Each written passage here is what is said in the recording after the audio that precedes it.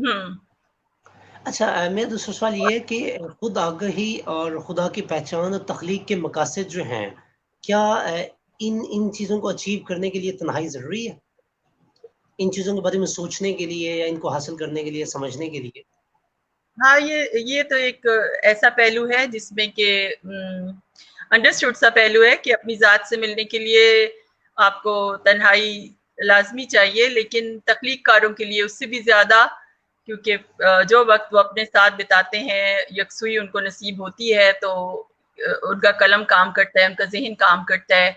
अगर हम बुज़ुर्गों को देखें तो और सुन्नत पे अगर गौर करते हैं, देखें रसूल पाक सल्लल्लाहु अलैहि वसल्लम गारे हिरा में तशरीफ ले जाते थे। हजरत मूसा अलैहिस्सलाम का आप देख लें, 40 रातें उन्होंने उस तरह गुजारी, उसके बाद उनको मतलब वही नाजिल हुई जो सिलसिला जो भी।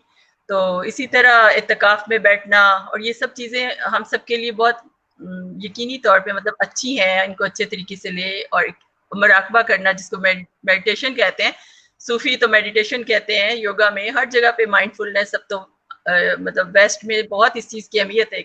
तन्हा बैठना, अपने साथ रहना, अपने बारे में सोचना और अच्छा सोचना।